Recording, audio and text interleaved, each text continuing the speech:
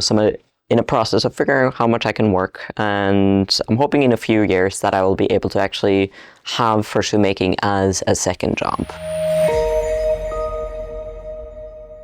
You make fursuit heads, right? Yes. Do you make other stuff, or is it mostly fur stuff, fur head?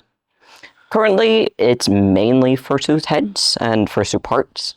Before, I did used to do a lot of other type of crafts, both traditional art, both digital and painting, crochet, embroidery. I used to do a lot of things, kind of trying to figure out my niche and a little bit what I enjoy the most. And after a bit and figuring out, learning about the fur community, I wanted to try myself in fursuit making.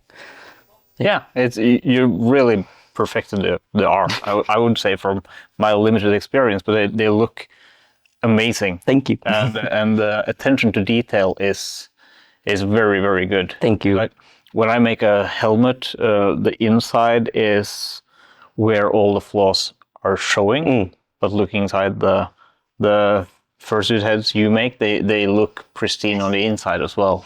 All the secrets are hidden. Yeah, fair enough. How did you? What made you start with the creative kind of line of work? Do you like? Why did you start drawing or painting? Is there? Art has always been a way for me to express myself. For example, in school, it was a really good way for letting my emotions out. Always, being a teenager, you have many emotions you're going through puberty, so doing art for me at that time was a way of just getting that emotion out, if it was good or bad. Currently now, it's not as much of emotion, but bringing characters to life. It always brings me so much joy when somebody entrusts their character to me to make them become alive, pretty much. So from 2D drawing to 3D real life. And that's what I definitely enjoy the most now when it comes to creating. I can totally see that, because when I make stuff for myself, that's cool. When I make something for somebody else, that's awesome. And when I see somebody else wear or use what I made, that's next level. That's just with the Sulisikuni and the Buster Sword. Seeing, having that held in my hand, that's cool. But seeing her wield it on stage, it's a different experience. It is. And just like actually giving somebody something you've worked so hard on and poured out all your love and creativity into, and actually give it to somebody, and just seeing that same joy in their eyes, it's amazing. It's such a good feeling. It really is. Yeah. How long have you been doing the fursuit heads? I think now it's about 5 years. Yeah, about 5 years. Started in what we call in a region Folkehögskola. Got to start there, and until now. Yeah. It's about 5 years. How many have you made? I have completed 3. Currently working on 1 right now. Yeah. And have plans for more, of course. Do you make them often for yourself or for others? So far I've made more for others. This is the only one that I have made for myself. I can show this one. I will film that in detail as well. So. Yes.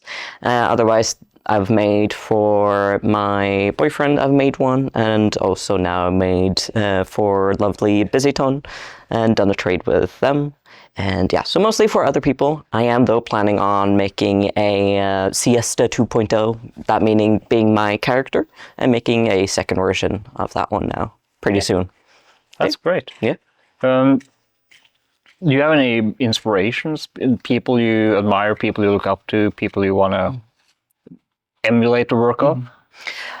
I definitely have multiple people I look up to. I learned a lot through YouTube, and now, just like social media in general. I have not gone to a single course when it comes to sewing. I don't know, like I did one class in folkeskole, which just taught me to use the sewing machine a bit and sew a tote bag. That's all I learned. Otherwise, it's all YouTube. First person I could think about is actually Sheeny Toot. I love their art style. The way they create their fursuits. I also have, I can say, like, I can probably list many. I don't remember all the names right now, but if I remember later, I can list a few. Yeah. And but there's many people I get inspiration from. There's so many talented people, and often with fursuit makers, they're more than happy to share their techniques. There's no gatekeeping how to do things. You can just contact a fursuit maker and be like, hey, how do you do this? And I've done that too before, and it's always been a pleasant conversation. Yeah. So, The gatekeeping is it's the worst. oh yeah. It's when I go to conventions, I usually have a panel about something, usually involving 3D printing, because I like to share the information. And people contact me on Instagram and ask me about a lot of things, and I'm more than happy to share because information shouldn't be priced; it should be shared freely. Yeah. But going from tote bag to sewing a fursuit head, that's like it's like It's a bit different. it's like climbing Mount Everest versus going up the small little incline. Oh, yes. Yeah, so sewing that tote bag definitely helped me learn a tiny bit about sewing machine and figuring out, okay, it's actually not that scary. But again, those YouTube videos, there's so much information now online on how to create. And it's also why I chose to actually make a fursuit was, one, I was like, oh damn, that's some high prices. I don't have the money for that when I was in school. Still don't. Now, learning more about fursuit making, I completely understand the prices people put for the fursuit making, because it takes a lot of time and a lot of skills. And trying to... a skill you have to learn for sure, and it takes time and patience. Yes. It's not for everyone. No. And I remember, is there one thing I learned about a lot through these videos was that a lot of fursuit makers were saying, take your time. There's no rush. Take the time you need to learn. Because the quicker you rush it, the more rough it's going to end up turning out. But if you take time, it will often look better in the end. And that's pretty much why I took 2 years to complete my first fursuit head, was because I took those tips to heart. My first helmet was the same way. It took a lot longer than it should have. But again, learning new skills and trying to figure out what works and what doesn't work, and trying to, as you said, there's a lot of information on YouTube, and it's usually too much, and people put wrong information out there. And wading through that and figuring out what is correct and what isn't correct takes time, and you need to be able to filter through that information. I know a lot of people 3D print the bases, but you don't do that. No, currently I do not 3D print the bases. I quite like the foam sculpted ones. I myself, so far I've sculpted 3 fursuit heads. This means I make them just out of foam. I use a pattern that it's like a canine pattern, and then out of that I make the base, and I make it into whatever I kind of want. This means a lot of foam blocks, slowly cutting away with scissors. You use scissors? Oh yes, I use a lot of scissors. Yeah. Yes, and I remember one big mistake I made with my first fursuit head was, instead of getting thick foam that I could easily carve through, I used 0.5 centimeter thick foam. So my hands were very swollen because I had to cut through so much hot glue, gluing all these layers together. Did not make that mistake again. No, but you learn, right? Oh, yeah. So You have can come and help me. now you know the next for the next helmets. Don't do that. Use better foam. Use yes. thicker foam because you obviously need to carve away a lot of it. Oh, right? yes. There is a lot of carving, and it takes a lot of time. The longer you take, though, the smoother it gets. Is the one thing many people say to me is that they're really impressed with how smooth I get it, which is always very fun and very thankful to hear when people say that. It is because I sit there for hundreds of hours probably. It's also why I'm planning on changing the way I make my foam bases. I take a really long time, which can be good, but also can be bad when it takes too long. Yeah. And planning in the future is actually 3D printing, like learning 3D modeling, 3D printing a head mold, and then using expanding foam. Yeah. Because I am still quite a fan of foam. Yeah. I was thinking about that, if it would be possible to make a negative mold and then cast some foam in that and then hollow it out. Or do something else to make sure that you get your head in there. Yeah, and that's the plan. I really want to try that because then I can also get it the symmetrical amount that I want, because I'm such a perfectionist.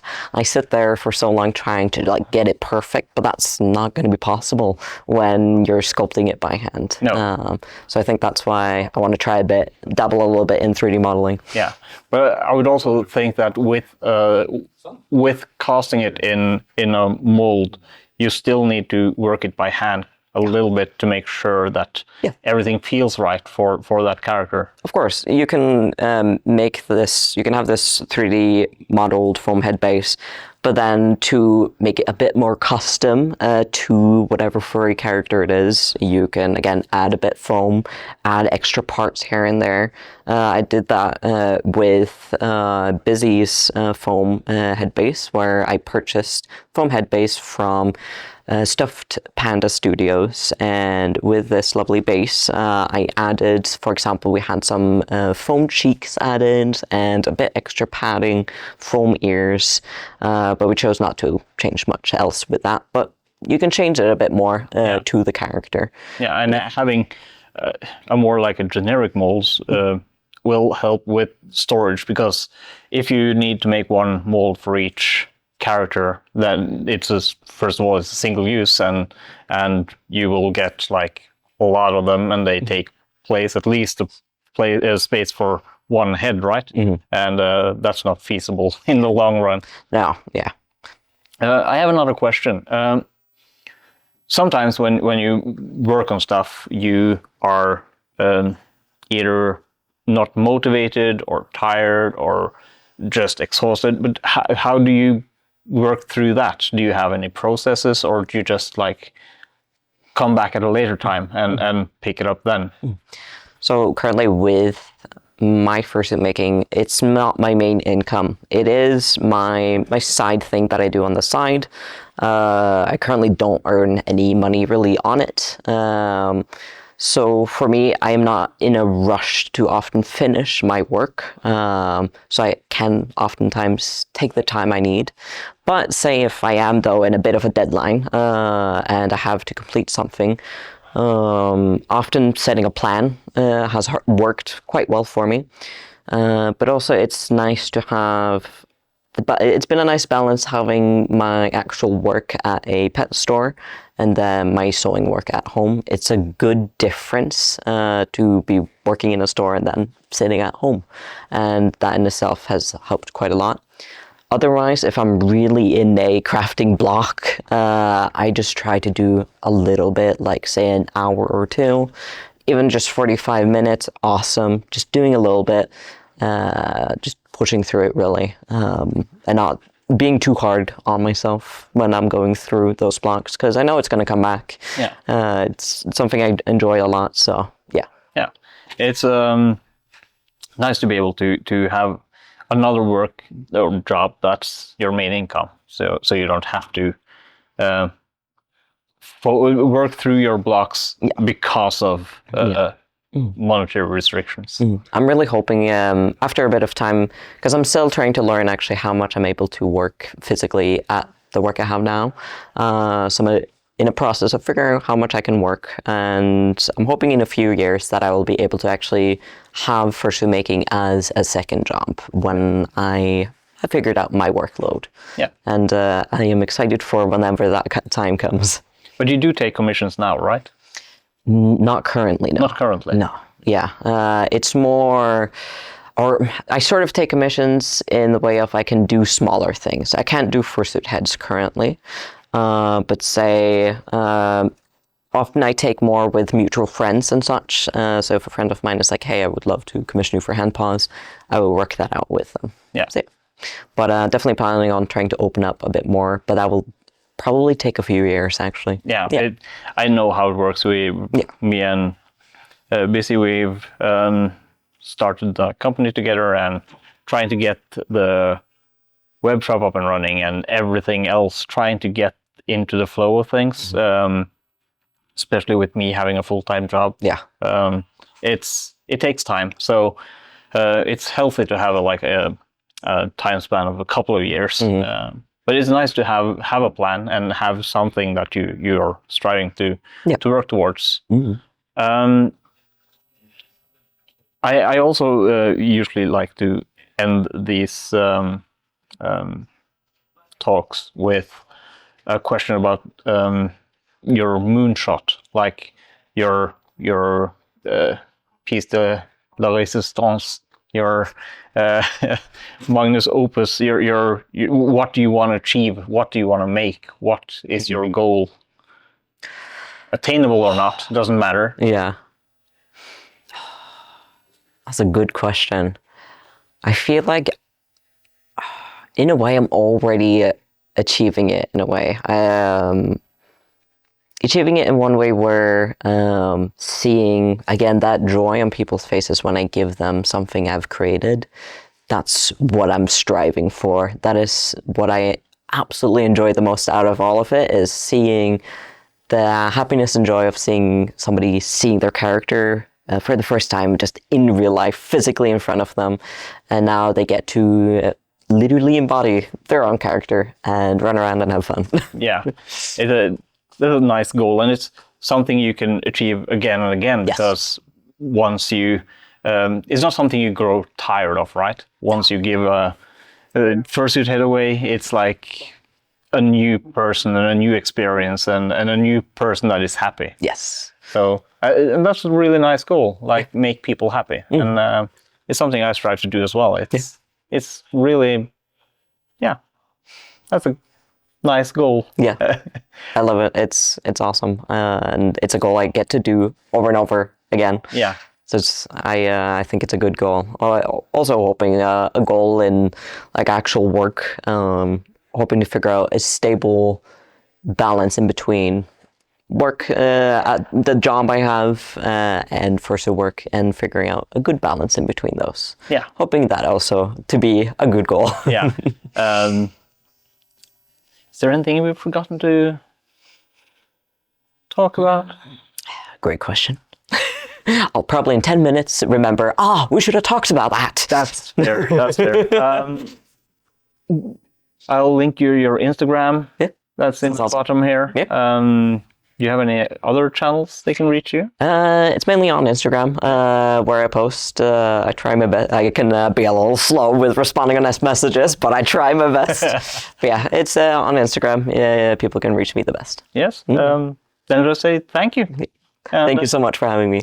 No worries. This was really nice. It was really fun. Well, thank you. Thank you so much.